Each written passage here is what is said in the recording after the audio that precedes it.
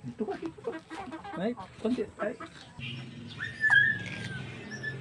Maliit kasi yung mga ito, binavitamin ko eh.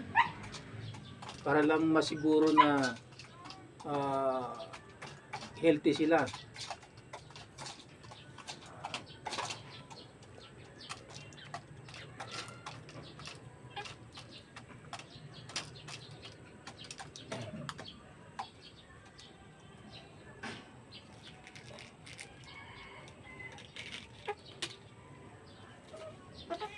Ini kare mata gini mo dia may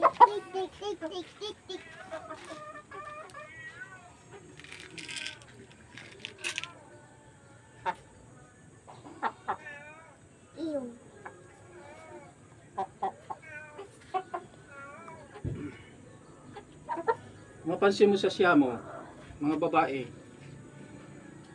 yung pabilog yung katawan niya mula rito hanggang dito. Yan, tapos makita mo yung buntot niya, hindi siya patay na ganun, pa-drop siya. Yan.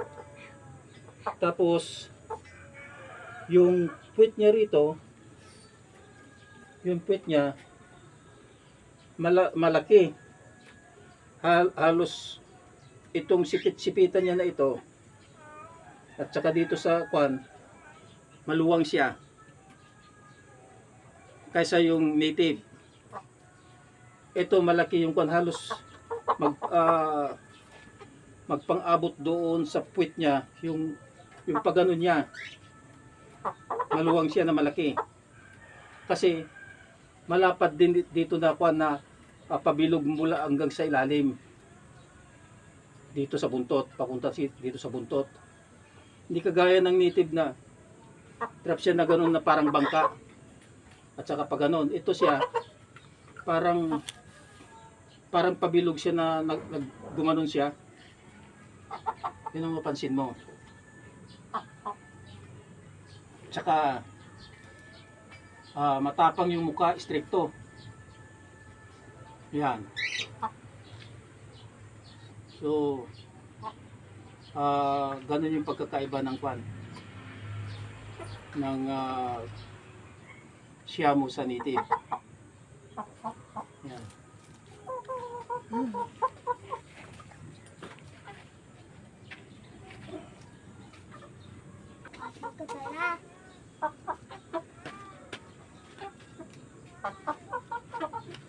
Kahit na kwan, sinisiguro ko kasi na mayroon silang vitamin araw-araw.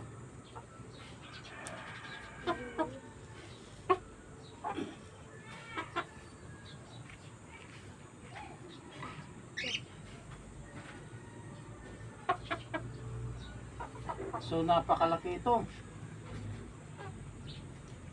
Oh.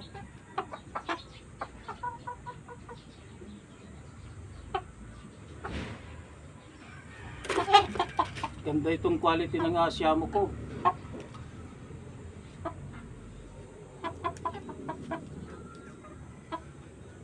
Kwan siya, black red siya.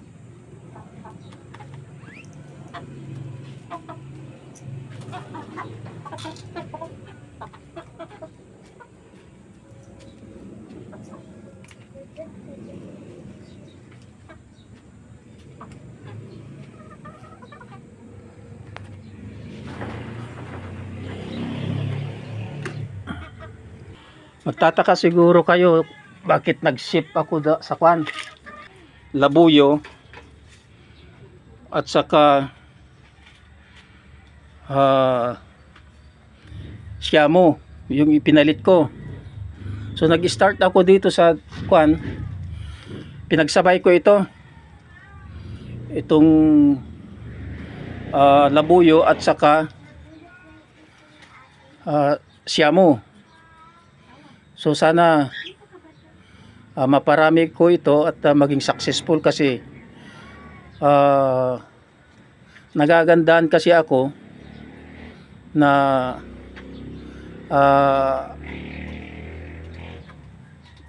makita yung mga malalaking manok Tapos dito na rin natin mapapatunayan kung talagang mas matapang, mas kwan talaga sila sa kwan sa sakit.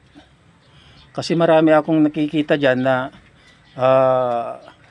dumadaan sa wool ko, ang sinasabi mas malakas yung resistensya ng siyamo kaysa ordinaryong manok.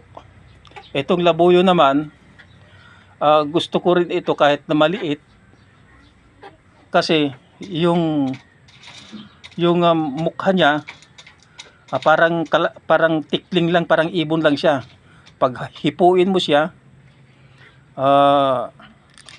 malaki lang ng kaunti sa katawan ng kalapati. So dumulaga na siya. Ayan, malapit sa akin kasi sanay na siya. Ganyan siya kaganda, oh. Yan. Mga ilang araw na siyang ganyan yung naririnig ko sa kanya. Nagkakakak na siya. So mas una siguro ito na mangingitlog kaysa yung isa doon. Magkapatid yan eh. Pero medyo na-delay yun kasi naipit nga yung, hindi sinasadya, naipit yung liig niya.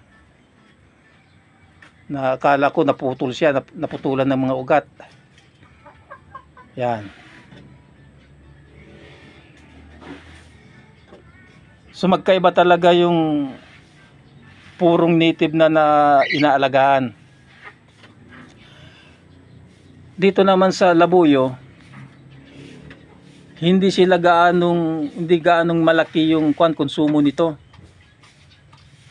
Maliit siya, maliit din yung kain niya, pero ikumpara mo kasi sa native, mas malakas kumain yung native kaysa nitong kaysa labuyo. Ang pakain ko ngayon, dati kasi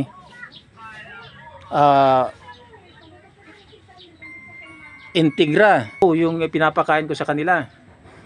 Dahil malalaki na sila, pinalitan ko ng ng Galimax. So ito yung ito yung pakain ko na sa kanila. Transfer ko na sila sa Galimax. So okay naman. At ito yung gamit ko na araw-araw na vitamins nila.